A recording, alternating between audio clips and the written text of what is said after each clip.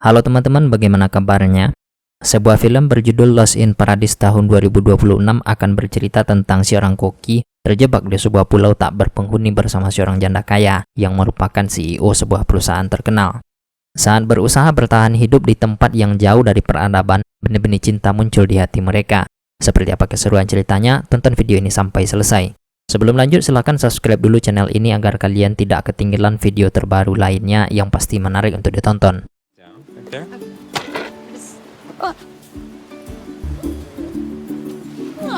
Yeah.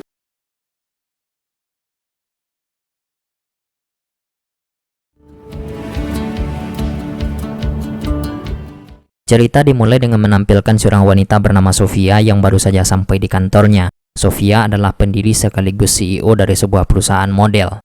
Meski berstatus sebagai pimpinan, Sofia adalah orang yang sangat menghargai pendapat dan masukan dari seluruh karyawannya. Well, I like this one actually. Oh, I love that one. Yeah, that's actually exactly what I would. Di lain tempat, kita akan diperkenalkan dengan seorang koki handal bernama Max yang saat ini bekerja di restoran milik chef bernama Antoine. Kemampuan Max dalam menciptakan resep sudah tidak perlu diragukan lagi. Namun sayangnya, resep Max sering diklaim sebagai miliknya oleh Antoine kepada pengunjung restorannya. Antoine, steal your dish again? Yep. Customer loves it, right? Kembali ke Sofia yang saat itu menelpon mantan suaminya bernama Mario tidak pakai konsisten. Mario juga menjadi salah satu pemegang saham di perusahaan Sofia tadi. Dia berencana menjual semua kepemilikan saham tersebut kepada salah satu perusahaan model lainnya. Sofia berusaha membujuk Mario tidak menjualnya. Jika Mario menjual kepemilikan sahamnya, maka Sofia tidak lagi leluasa membuat kebijakan di perusahaan ini. Karena perusahaan yang membelinya juga memiliki saham yang setara dengan Sofia. Tapi keputusan Mario sudah bulat lantaran perusahaan Sofia tak kunjung menunjukkan peningkatan keuntungan. I can't believe I was married to him either. Esok harinya Sofia langsung mengadakan rapat dengan timnya yang salah satu sekretaris kepercayaannya bernama Miranda. Berdasarkan informasi yang didapat Miranda, dari total 8 anggota dewan direksi, Mario sudah mendapatkan dukungan dari 3 anggota. Satu anggota bernama Cassandra memilih untuk bersikap netral, sehingga masih ada 4 yang belum menentukan sikap, di mana salah satunya bernama Fumiko. Untuk melepaskan seluruh kepemilikan sahamnya itu, Mario harus mendapatkan dukungan dari 2/3 anggota dewan direksi. Karena itu, Sofia akan membujuk ke-4 anggota dewan tersisa untuk menolak keputusan Mario.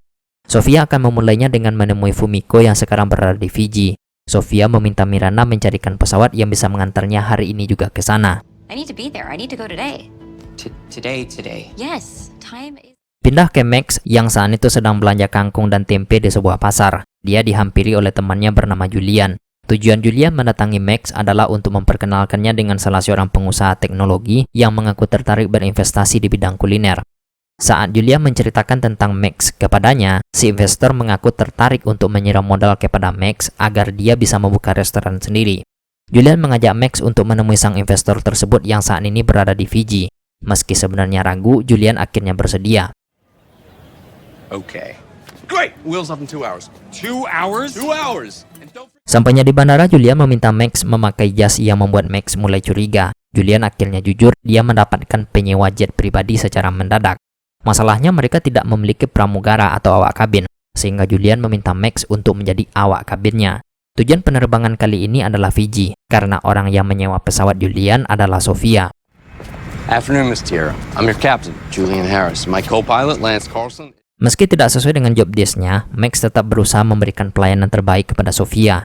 Sampai akhirnya ketika sudah mendekati Fiji, pesawat mereka mengalami turbulensi hebat yang membuat pesawat berguncang. Sofia yang panik meminta Max melakukan prosedur keamanan darurat.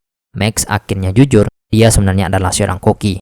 But who are you? I'm a chef. You're a chef. A chef. I'm a chef. Karena cuaca buruk yang tidak bisa dihindari, Julian akhirnya terpaksa melakukan pendaratan darurat di tengah laut. Morning. Sadar-sadar Sofia sudah berada di sebuah pulau bersama 3 orang tadi. Sebagai pilot berpengalaman, Julian tidak tahu di mana posisi mereka sekarang. Sofia tentu sangat marah dan panik mendengarnya. Pada titik ini, Sofia dan Meg mulai menyalahkan Julian yang tidak mempersiapkan penerbangannya dengan baik. Bahkan co-pilotnya yang bernama Lance pun tidak mengetahui kalau Meg bukanlah seorang pramugara. Why is she shaking his head? I don't know why. I'm listening to see what he's going to say. You see, Julian sendiri masih berusaha menutupi kondisi mereka yang sebenarnya dengan meyakinkan mereka berdua kalau bantuan pasti akan segera datang. Namun Lance mengungkapkan kalau mereka berada di sebuah pulau terpencil tidak berpenghuni. Dengan fakta sekitaran wilayah Fiji ini memiliki ratusan pulau, tim penyelamat pasti harus memberikan effort lebih untuk menemukan mereka. Apalagi saat ini pesawat sudah tenggelam ke dasar laut dengan sistem kelistrikan mati total yang membuat pemancar sinyalnya ikut mati. Namun Julian yakin mereka bisa bertahan sampai bantuan datang. Apalagi dengan logistik yang berhasil dia selamatkan dari pesawat. Julian dan Lance kemudian pergi ke atas bukit untuk mencari tahu apakah ada tanda-tanda kehidupan di sekitar pulau ini. Good luck. Thank you. You too. I'm happy you convinced me to do this. Yeah. Sofia kemudian membongkar barang bawaannya berupa koleksi pakaian yang akan ditunjukkan kepada Fumiko.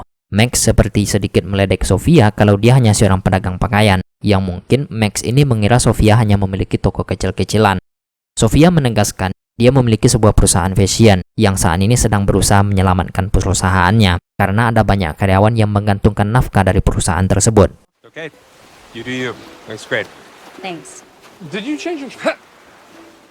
Julian dan Lance memberitahu ada pulau lain di bagian barat dari pulau ini. Mereka akan pergi ke sana menggunakan perahu untuk mencari bantuan. Sementara Max dan Sofia diminta tetap berada di pulau ini karena perahu mungkin tidak kuat mengangkut 4 orang saat melewati ombak besar. You might even have fun! Max kemudian membuat tulisan help menggunakan benda yang tersedia. Dia berharap ada pesawat yang melewati pantai ini sehingga melihatnya dari udara. Setelah itu Sofia mengajak Max membuat tempat berlindung karena hari akan segera gelap. Apalagi tidak ada kepastian kapan bantuan akan datang. Beruntung Max membawa tas berisi pisau dapurnya yang bisa mereka gunakan untuk memotong bambu. Karena tidak ada tali sebagai pengikat, Sofia harus merelakan salah satu baju koleksinya untuk disobek.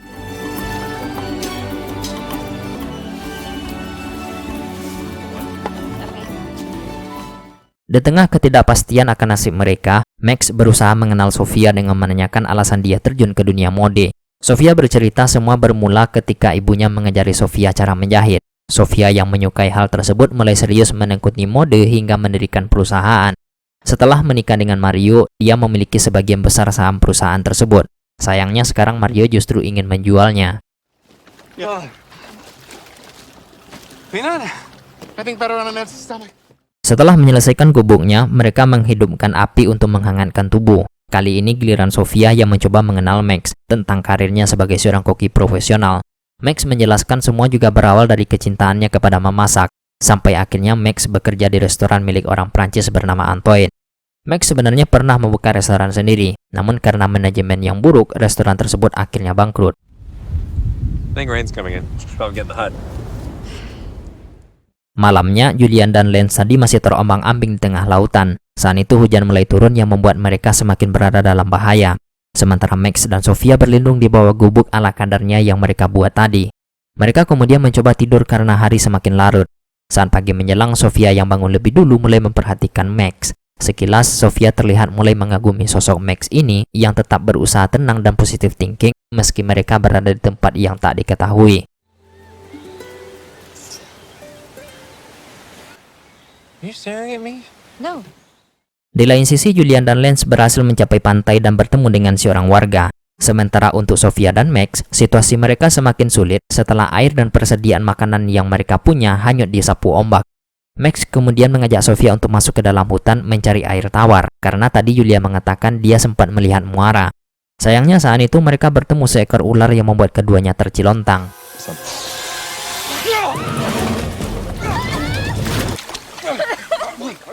Sementara itu di Amerika, Miranda mulai mengadakan rapat dengan petinggi perusahaan termasuk Mario. Setelah mendapatkan kabar mengenai hilangnya Sofia, Mario setuju menunda penjualan sahamnya. Saat ini fokus mereka adalah bisa menemukan Sofia secepatnya. Karena itu Miranda akan terbang ke Fiji hari ini juga untuk memastikan tim penyelamat melakukan pencarian. Di saat yang sama, Julian dan Lance sudah lebih dulu melakukan pencarian menggunakan helikopter. Namun karena keterbatasan sumber daya dan tidak mengetahui letak pulaunya di mana, mereka masih belum berhasil menemukan Max dan Sofia. Okay, well, let's keep at it then. Sedangkan Max dan Sofia sendiri berniat menangkap ikan menggunakan tombak agar bisa tetap bertahan hidup. Dari sini terlihat jelas mereka berdua bukanlah orang yang memiliki pengalaman dan kemampuan untuk survive di alam liar.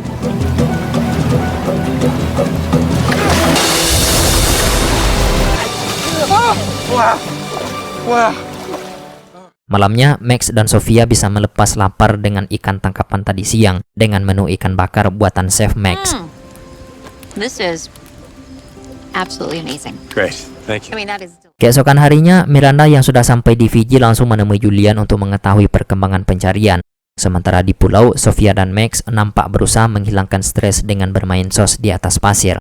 Meski tidak jelas kapan bantuan akan datang, mereka nampak mulai menikmati kebersamaan ini dengan penuh kehangatan. Max bahkan langsung menggendong Sofia saat kakinya keseleo.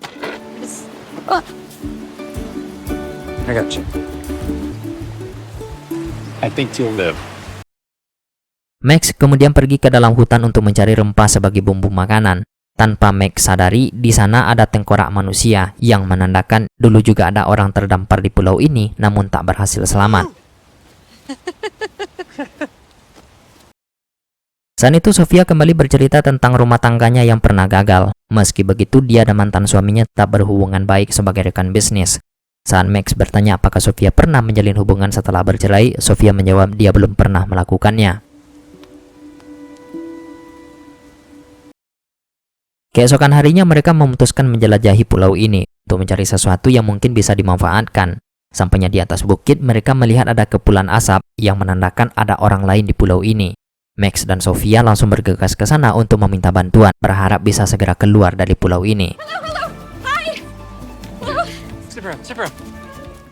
Melihat barang yang ditemukan, Max mulai merasa ada kejanggalan, apalagi setelah menemukan tas yang berisi uang. Sementara Sofia langsung kegirangan saat melihat ada 3 orang pria dari kejauhan. Namun setelah Max memeriksanya, dia langsung mengajak Sofia kabur karena menyadari mereka adalah sekelompok bajak laut yang menjadikan pulau ini sebagai markasnya. Come out wherever you are. You see him? I don't see them. Beruntung bajak laut tersebut tidak bisa menemukan mereka yang bersembunyi di balik akar pohon besar. Setelah mereka pergi, Max akhirnya menemukan ide agar bisa keluar dari pulau ini, yaitu dengan cara mencuri kapal bajak laut tadi. Mereka kemudian pergi ke tempat yang lebih tinggi agar bisa mengamati semua aktivitas para bajak laut tersebut. Fine, except there's one problem. What? Sayangnya saat itu perahu yang mendatangi para bajak laut itu kembali meninggalkan pulau ini. Karena itu mereka memutuskan bermalam di atas bukit ini saja. Jika kembali ke pantai, bajak laut tadi pasti bisa menemukan mereka dengan mudah. Ketika malam tiba, mereka bisa menikmati keindahan bintang di langit. Oh, Oh, there. yeah, shooting star. Saat itu Max curhat kalau dia sebenarnya takut bertemu dengan investor yang dikatakan Julian tadi. Max masih trauma dengan kegagalan membuka restoran sebelumnya. Dia takut hal itu kembali terjadi. Namun Sofia berusaha memberikan dukungan sembari menceritakan sebelum perusahaannya sukses seperti sekarang, dia sudah mengalami banyak kegagalan yang tidak bisa dihitung. Mendengar itu akhirnya membuat Max termotivasi. Max akhirnya mengungkapkan sesuatu kepada Sofia. Meski saat ini mereka terdampar di sebuah pulau yang bisa mendatangkan bahaya kapan saja, Max senang karena dia terdampar bersama Sofia. Sofia pun mengatakan hal yang sama, kalau dia senang bisa menghabiskan waktu di pulau yang indah ini bersama Max. Dari sinilah mulai terlihat sudah muncul benih-benih cinta di antara mereka berdua. Menyadari godaan setan semakin besar, mereka memutuskan untuk tidur agar hal-hal yang mereka inginkan tidak terjadi.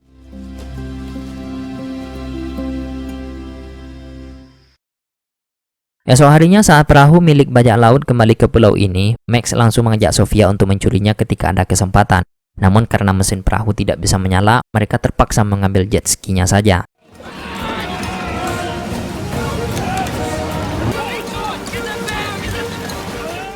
Mereka langsung terlibat kejar-kejaran dengan para bajak laut tadi. Sofia ternyata sangat menikmati adrenalin yang sedang dia rasakan. Hal ini sepertinya membuat Sofia menyadari satu hal. Selama ini dia jarang menikmati hidup. Jika nanti selamat dari pulau ini, Sofia tidak ingin lagi menghabiskan banyak waktu untuk bekerja. Sementara Max semakin mengagumi sosok Sofia dari cara dia mengendarai jet ski-nya. Mereka kemudian berlari ke daratan karena bajak laut terus mengejar. Saat itu mereka menemukan sebuah sungai yang membuat keduanya terdesak. Tidak ingin tertangkap bajak laut, Max memutuskan berayun seperti Tarzan dan Jen untuk sampai ke seberang.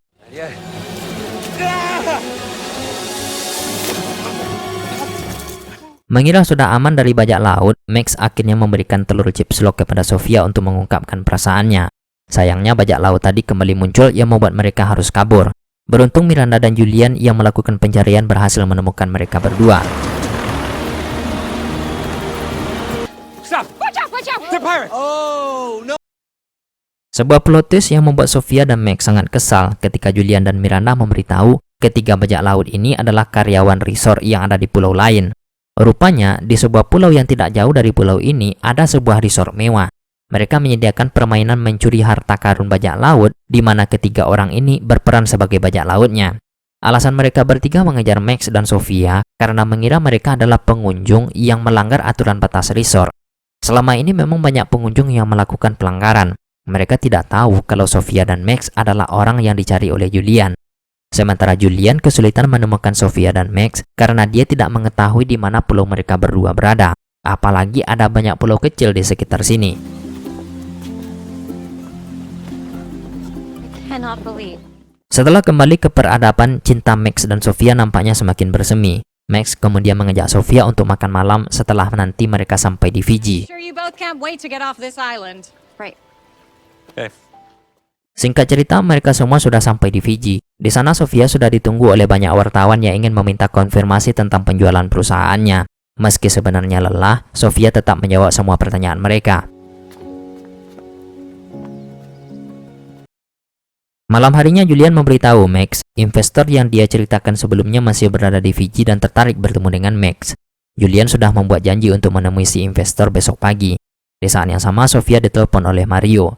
Dia meminta Sofia untuk istirahat saja. Sofia tidak perlu khawatir mengenai perusahaannya. Mario sudah memberitahu Dewan kalau dia akan menunda penjualan sahamnya.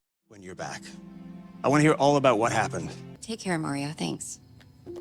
Well, that buys us some time. I don't think. Meski begitu, Sofia tahu Mario tetap akan menjualnya. Karena itu dia harus segera menemui Fumiko yang saat ini sudah berangkat ke Tokyo. Karena itu Miranda langsung menyewa jet pribadi untuk berangkat ke sana keesokan paginya. Sofia kemudian bergegas menemui Max untuk makan malam. Sayangnya, Max yang sudah lama menunggu memutuskan kembali ke kamar karena besok dia harus meeting dengan investor tadi.